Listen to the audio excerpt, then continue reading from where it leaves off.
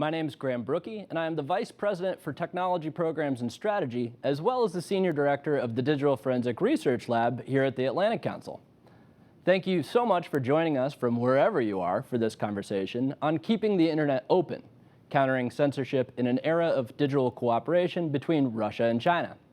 I'm joined by Laura Cunningham, President of the Open Technology Fund, as well as Patrick Boehler, Head of Innovation and Audience Engagement at Radio Free Europe, Radio Liberty. This conversation kicks off our annual 360 Open Summit. This year, we're taking 360 OS on the road and bringing these conversations directly to you. We'll be talking human rights, emerging technology, mis, dis, and malinformation, and digital resilience at places like RightsCon in Costa Rica, at the Stratcom Dialogue in Riga, Latvia, and as always, right here online. Follow along all month and join the conversation using hashtag 360OS. Now, on today's topic, since Russia's full-scale invasion of Ukraine, authoritarian governments have intensified their efforts to crack down on independent media and restrict their citizens' access to uncensored or open information in the digital space. Reporting by our colleagues at Radio Free Europe, Radio Liberty, or RFERL, shows how Russia and China are collaborating on internet censorship, exchanging tactics to monitor dissent, disrupt circumvention tools like VPNs and Tor, and undermine encryption to surveil users and regulate and distort online message boards. Together, they're perfecting a playbook for authoritarian control of the digital world with potential repercussions that extend far beyond their borders. And that goes for our work at the DFR Lab as well. What we've seen on the topic of Ukraine is Russia's efforts to not only control the Russian information environment, but undermine Ukrainian information environments, as well as extend their presence in the information space beyond their borders to allies and partners, as well as the global majority global South. For China's part, what we've seen is a very clearly articulated strategy of discourse power, which connects their industrial policy on tech, how they regulate their technology and information environments, and then how they project and engage on a day-to-day basis using state media, state-controlled media, or things like wolf warrior diplomacy. So this topic could not be more prescient. It could not be the bigger forefront of the spaces that we all work with in. And for today's conversation, I'll first turn to Patrick. So what are the implications here of digital censorship, or what the cooperation looks like? Do they extend beyond the borders? Are they projecting this type of power? And then what does the tactics of cooperation look like? How does that actually play out on a day-to-day basis? Well, thank you so much for having us here. I think you said it very well when you spoke about playbook, because what they're really doing is create a technical ecosystem and processes that can be replicated in other countries. So we're watching very closely that technical collaboration between Russia and China, and because it has, it impacts not only the information spaces of both countries, but it really also impacts the information space of countries like Belarus, countries in Central Asia, and the Caucasus, and really everywhere in that sphere, and also the Russian-occupied parts of Ukraine, of course, as well. What we're seeing from our reporting, RFE reporting, is, and specifically we have looked at, we have obtained emails, communication, audio recordings of meetings between Chinese and Russian officials, and our reporting suggests that there are steady exchanges in communication between the two countries on internet censorship. And if there are threads in what they're interested in, I think the Russians, their questions are often centered around the technology, the Chinese Great Firewall, how they have implemented this at scale. Two aspects there: surveillance and censorship, access to information. And the Russians are really interested in, the Chinese are really interested in how the Russians are trying to keep protest movements at bay. So we have evidence that they have specifically asked about how the Kremlin is containing the Navalny's movement and other protest movements. It's so fascinating. It goes directly to this kind of concept of authoritarian learning. This is what we're talking about in granular terms about authoritarian learning, in terms of Russia, not being as talented at the actual infrastructure of censorship, and China excelling in that, and then China, in turn, not being as good at the day-to-day engagement or knowing the kind of what makes people tick in the online information environment, and looking at each other to say, okay, well, what is it that we can learn from each other and implement at scale, which is a really scary issue for how open information environments actually look like. And so I hope that answers why policymakers should care about this, but I'll turn over to the experts. Why should policymakers in not only the United States, but across Europe, and especially across the global majority, global South, what's the counter playbook, or what should policymakers actually be thinking about when it comes to their day-to-day decision making? No, I think that's a great question, and a really important one. I think the real kind of heart of this is that freedom of expression, especially freedom of expression online, is the foundation of so many rights and freedoms that we are looking to support and advance around the world. When you're thinking about how people are able to engage with their governments, engage with their societies, engage with education, engage with medical issues or marginalized communities, it's really essential that they're able to access this information online.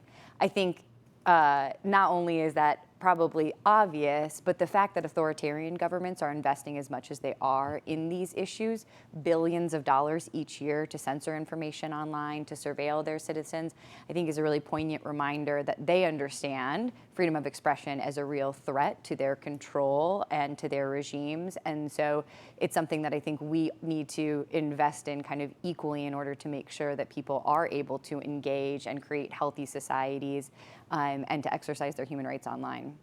And that seems like it shows up in every single aspect or the full stack of what information technology looks like, from the telecoms agencies to day-to-day engagement on social media. And it doesn't seem like, at least for our part, we have an articulated strategy that connects both of those things and a little bit walks and chews gum at the same time. I'm sorry for the US-based analogy there for our international audience. So I'll ask a slightly more technical question. As authoritarian governments work together to solidify control of the digital world, what are we doing to actually put to an extent, our money where our mouths are, and help people access a free and open internet? Like, what should we be doing? Not only from our side as policymakers or people that engage in these policy discussions, but on a day-to-day basis for citizens around the world.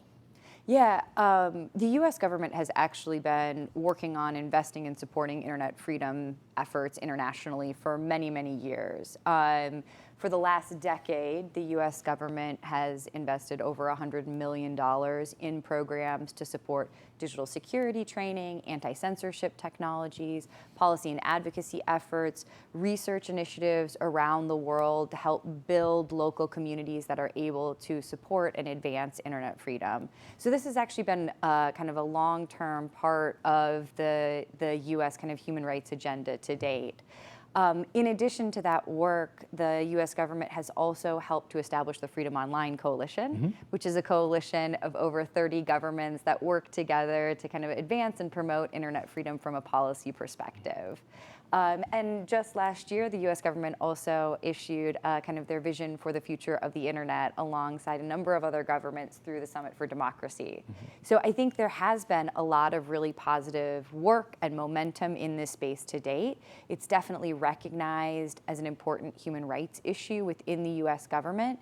But to your question about kind of what more can be done, I think you made a good point about walking and chewing gum at the same time, which is, while we have prioritized this issue from a human rights perspective, I think we've failed to kind of institutionalize it and generalize it into other foreign policy priorities, especially thinking from a security perspective and other really kind of critical US foreign policy issues.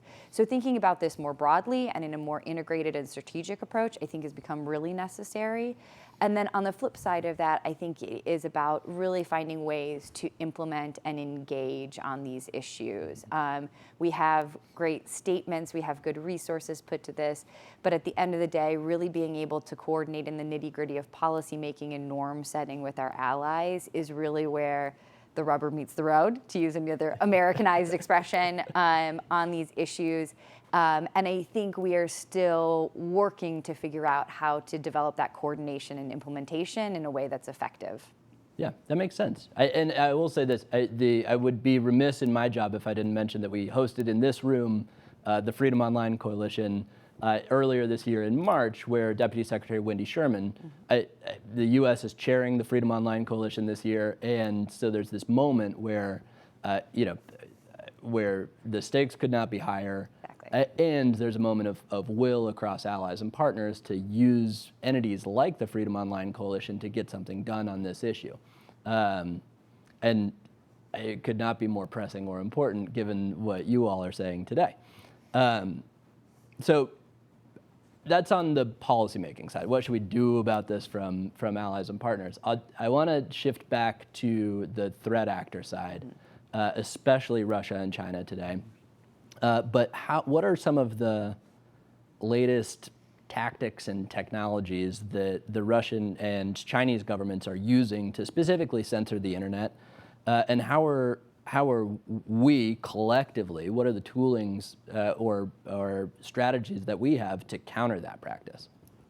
Absolutely. I'm happy to take a first pass on that one. So I think I will probably separate the two countries in my answer a little bit. I think oftentimes they're lumped together, but from a technical perspective, actually have pretty different infrastructure and approach to how they are approaching censorship and surveillance domestically. So maybe to take Russia as a first example, I think we think of Russia as kind of a threat actor in the internet space for many, many years. Mm-hmm. What is interesting about the case in Russia is that actually kind of widespread filtering and blocking, widespread internet censorship really didn't take place in Russia until after the invasion of Ukraine. So this is still a relatively novel approach that they are in the process of kind of rolling out and trying to harden across the country. So while we think of it as something that's more basic, it is something that many Russian citizens are encountering in a real way for the first time. Mm-hmm. And so we've been working on strategies to make anti-censorship technologies more available to Russian citizens, to lower barriers to entry around using circumvention technologies, to make sure that they are localized and available to Russian citizens and that they are aware of kind of the safety concerns they should have when using those technologies. Mm-hmm. So that is really kind of one of the biggest challenges with Russia today, is making sure that individuals who have been used to accessing most of the global internet for the majority of their lives are still able to do so, and that they retain that muscle memory and that desire and ability to access independent information. Well, there's certainly demand for it, right? Absolutely. Everyday citizens in places like Russia really love the open internet because it's more interesting, there's more information, there's more entertainment specifically, and there's any number of commerce opportunities. And so figuring out how to keep that space protected is extraordinarily important. And it seems like with closed information environments, the name of the game is to poke holes in those information environments to allow for a little bit of openness that hopefully spreads. Whereas with open information environments, it's a primary strength and a vulnerability landscape in a major, major way. And so with open information environments, when we're talking about Russia and China, what does it look like for us to be again, the royal we, the collective us, to be communicating about the importance of protecting those open information environments and what's at stake? To this point, I think it's helpful to think about one of the key tactics in this playbook is the illusion of openness, mm-hmm. the abundance of content that you see in Chinese information spaces and in the Russian information space. And you had, to the point like what we spoke about in terms of when Russia implemented its current censorship regime, there was a moment that Instagram suddenly didn't work. And that was a moment when there was widespread censorship awareness. Mm-hmm. Perhaps if we look at the censorship implementation in various countries, there are varying degrees of awareness of that censorship. So typically we'll need to think about how do we address people who actually don't have that awareness. In that moment, that drove a lot of people to start using VPNs, and we did working together. We worked on campaigns to teach people how to use them, how to use the Tor network and other ways, and that's an opportunity. But over time, what we see in China and elsewhere is that censorship awareness fades or turns into resignation. And then really the challenge for us is how do we reach people who are not willing, who are not aware of censorship happening, and are perhaps not willing to take these steps to circumvent this, also perhaps sometimes at personal risk. Well, and it seems like I want to go back to something that was said at the very, very first question, which is Russia's questions to China tend to be about infrastructure or the actual tech that goes into censorship, whereas China's interest in Russia is more about that engagement or how do you suppress things like protest movements or opposition movements, which depend on engagement and getting their message out. So it seems like the Russian approach is more a censorship by inundation of messaging, by putting out as much content if their capability is not as technical. They can't remove things from the internet. There have been instances like the Instagram case that you just mentioned, or instances where the Russian government has tried to remove platforms and then inadvertently broken other parts of their internet, which, by the way, really made everyday Russians angry because they were accessing that and using that internet or those platforms on the internet. And so in terms of that question of technology versus engagement, you all play a central role in terms of both the technology that is funded and the ways to circumvent censorship, or the engagement that goes into heightening awareness. And how do we balance those priorities given the threat actors are diffuse and learning from each other? In many ways, these are constant conversations, and I think we were just talking about how much we to the extent we are constantly talking to each other about these evolving situations, because we need to have that knowledge that's coming from the communities that we serve as a news organization, but also get the input and from the latest technical innovations so that we can experiment and implement. And it's a constant ongoing conversation where both parts are equally essential, I would say. And I think from a technical perspective, when we're thinking about both the kind of tactical side as well as the technical side, the thing that becomes most important for our technologies is to make them as usable as possible, to reduce as much risk to the user as we possibly can.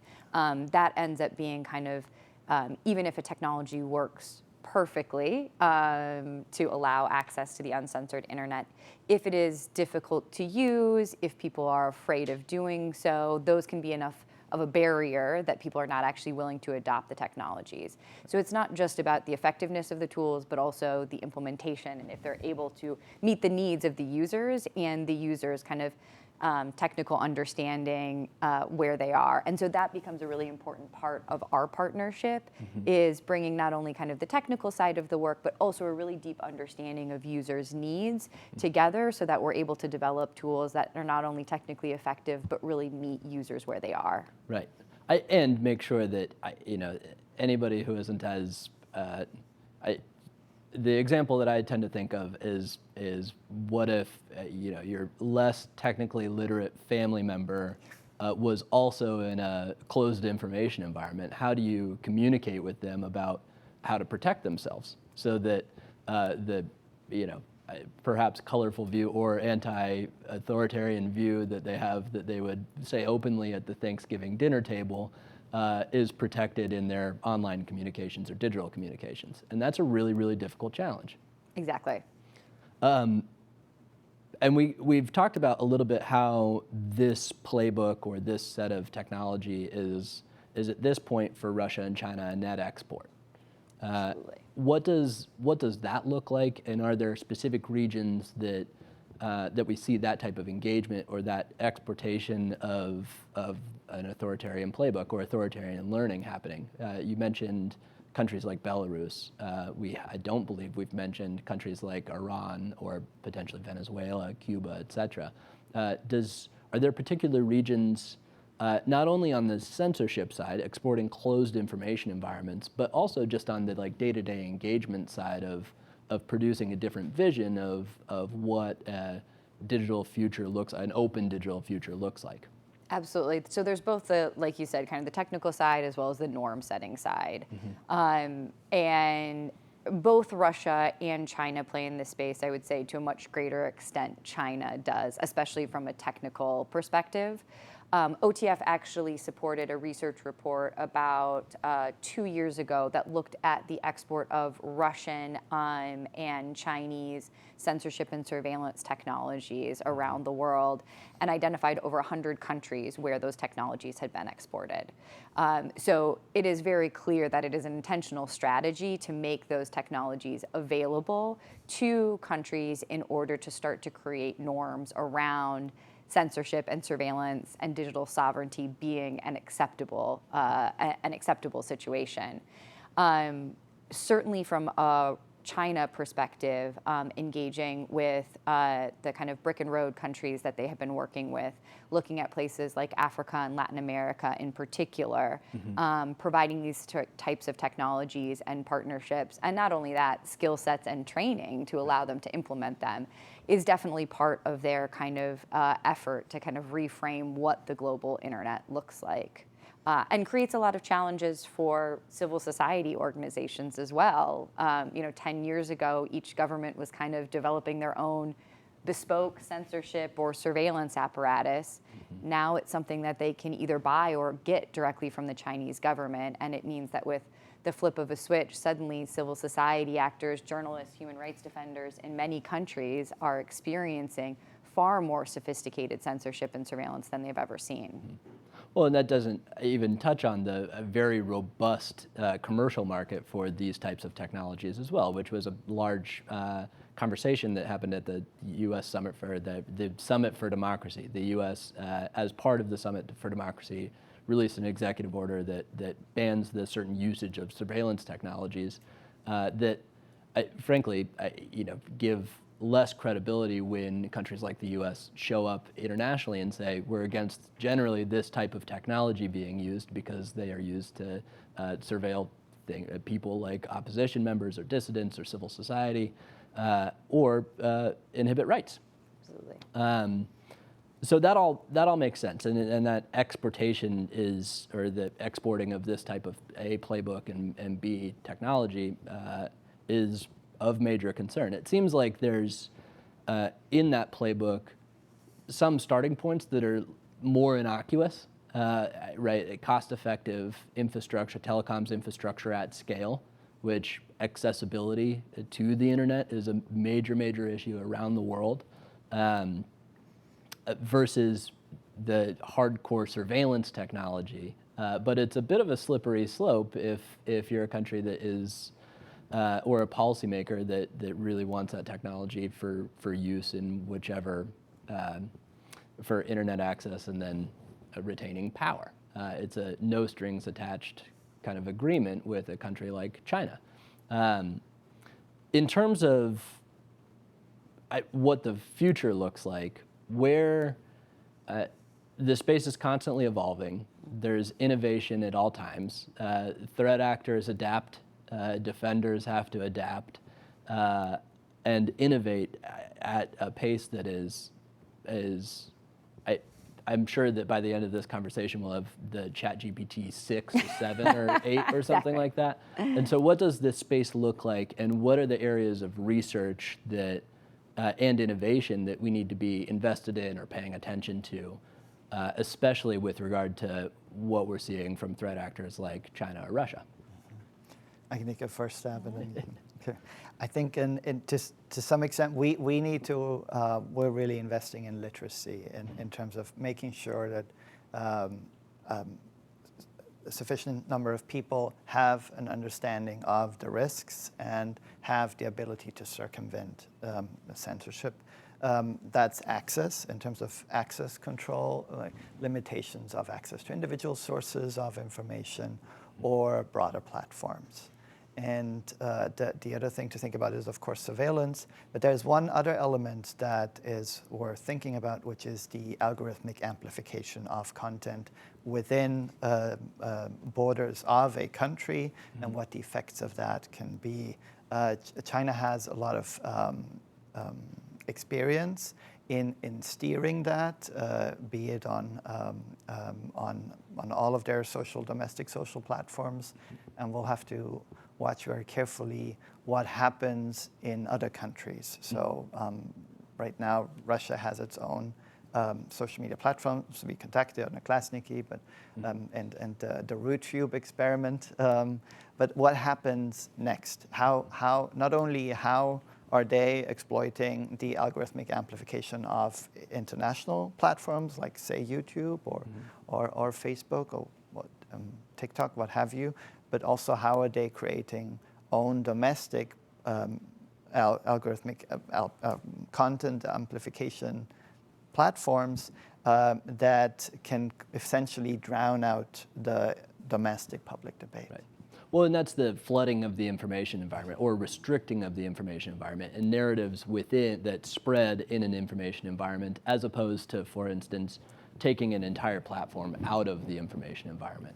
And that's a major concern. I mean, if you look at things like, okay, we're worried about a threat actor taking data and using that data to refine what their messaging looks like, or get information that they could leverage against whoever, whether that's citizens in their own country or nations that are competing with them. Number one. Number two, that algorithmic issue. Can they take entire narratives about things that make them uncomfortable out of the information environment? So for instance, if there are protests on any given situation, can they remove the hashtags or any mention of those topics off of platforms in general? And then there's this content moderation question of whether they've regulated digital platforms in a way that allows them to remove specific types of content at a less technical level than the algorithmic amplification. So specific mentions of, I don't know, hypothetically, a cartoon character that means something else in a country, right? And all three of those categories are mutually reinforcing, and something that countries like China and Russia are very, very interested in perfecting. And so what do we need, beyond literacy and that day-to-day engagement of driving up awareness for populations, whether in countries that have closed information environments or open information environments, what, from a technological standpoint, do we need to be researching, investing in, spending time and attention in making sure they work? And I think, Laura, I'll pass to you on that question. Yeah, I would say this is kind of a nice example of how RFERL and OTF get a chance to work together. We kind of sit on the other opposite side of the spectrum, where a lot of our research is focusing on kind of the most advanced technical threats. We're doing digital forensics of new malware, new technical threats that civil society are encountering in real time. Given the proliferation of those types of threats, so much more research is needed in that area. However, I think one of the things that we are able to do kind of well as a partnership, and I would like to see modeled kind of more broadly, is that as we are able to identify more novel threats, if RFERL is working to create an audience that it understands and is receptive to those challenges, we're able to connect those dots and protect people a lot more quickly. So it's really about trying to create not only an understanding of the digital threats and a very deep technical analysis of what's going on, but information sharing, threat intelligence sharing networks that allow civil society, journalists, human rights defenders to respond more quickly to these threats as they increase in kind of scope and scale. And so for me, it's more about that kind of deeper technical analysis, making sure we're able to do that in real time and get mitigations out more quickly to protect the individuals who are waiting for them.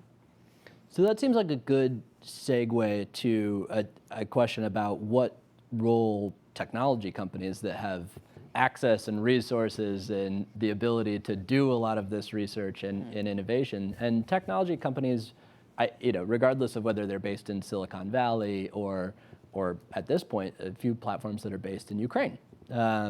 What do we see their role as? And then I would also add internet providers to that same conversation of what is the expectation of private industry or public-private industry in that research agenda, in that protection agenda, and what does partnership with industry look like? I wish I had a more positive and optimistic response on this one. I think we have not seen nearly as much kind of engagement and support from the private sector around these issues as I wish that there was. I think, frankly, not only is there little support from the private sector, but on occasion, we seem to be working at odds. Over the last several years, we've seen situations where U.S. private sector companies have disabled things like domain fronting. That is a really key element to how some of our circumvention tools worked in many of the countries that we're talking about today, making it more difficult and more expensive for our tools to operate. We've also encountered situations where our circumvention tools and apps we support are being removed from app stores, making it more difficult for our users actually to identify the tools and download the tools that they need. And then, unfortunately, even farther, watching other VPNs or other apps that are less secure actually being promoted in those app stores, leading users to unfortunately take on additional vulnerabilities and risks that they might not even be aware of. So I think from a technical perspective, there's a long way to go even to get to support at this point. But I think, unfortunately, what we're seeing more often is we're working kind of at odds with one another. The maybe positive point I will put on that is that as part of the latest Summit for Democracy, the U.S. government did release a call to the private sector to support anti-censorship technologies to combat authoritarianism, calling on the private sector to do more to enable implementations of protocols that help to create a more secure and resilient internet. And also calling on the private sector to do more to support and actually provide resources to some of these really critical technologies to ensure that individuals in Russia and China and Iran can continue to access independent news and information. We haven't seen any big results from that yet, but I do think that's at least an awareness of the role that the private sector should be attempting to play in this space in terms of really supporting human rights online for users in authoritarian environments. Well, and the challenge there is that the short-term trade-off on market access in closed information environments creates long-term market instability for the private sector that depends on a free, open, interoperable, and secure internet. And so it seems like the incentives there might not align in the short term, but in the long term are existential to a lot of those industries. And I would just add to that, there's so many low-hanging fruit to that. Like there are so many ways that we come across in our day-to-day work that the big tech platforms could make our lives easier, could make users' lives easier in terms of helping them, just like you suggested, like picking the right VPNs, one that isn't controlled by a state actor, or making sure that they're safe, or they can access the open internet, or working with us to have these conversations. There are very, very many low-hanging fruits that wouldn't be very expensive, that we could implement immediately and could improve access to information significantly. So there would be a lot to do, but I would also think, I haven't seen many tech executives jogging on Tiananmen Square recently, so there is some hope that awareness is growing, that these are long-term investments also for their side. Well, and a lot of those, as you say, low-hanging fruit items are already built into platforms. It's just making use cases for those types of functionalities on platforms that already exist, and investing time and attention and resource into making sure that it functions, right? So it would be difficult to do any of our jobs if we didn't have a healthy degree of skepticism and an inherent degree of optimism. And so as we're talking about closed information environments and authoritarian learning being the forefront of what geopolitical competition looks like at this point, what are the reasons for optimism in your day-to-day roles and for your teams as you all are doing this work? I can start. I will say the incredible resiliency of civil society, the incredible resiliency of journalists. Just a couple of examples over the last year that have really kind of been inspiring and I think give that reason for hope, just like you said, Graham. After the invasion of Ukraine and the implementation of blocking and filtering in Russia, we saw millions of Russian users immediately turning to VPN tools to continue to access the internet. I think you said it earlier, but the idea that, independent information is inspiring to people. They want to have access to that. They're willing to take risks and to go to great lengths to do so. And I think that continues to be something that makes me very hopeful looking at many of these countries, but also the technical sophistication. Seeing millions of people turn to VPNs in a matter of days in order to access that information. People are aware of these threats and challenges, and they have solutions at their fingertips. And so seeing people react that quickly and that enthusiastically, I think is a real sign of hope that we've helped to build awareness and we've helped to build solutions that people are eager to take advantage of when they encounter situations where they're being cut off from information that they need. Absolutely. Patrick? I would say the journalism, what gives me hope is that everything you said and how journalism is evolving. I think we're moving away from, moving beyond, I should say, content broadcasting and thinking much more about what our audience information needs, and that advances our audience research. We're working much more on user experience. We're advancing our metrics models. So there's a lot of ways that editorial work is advancing that is going to set it up for success in very challenging digital environments. Product thinking as well.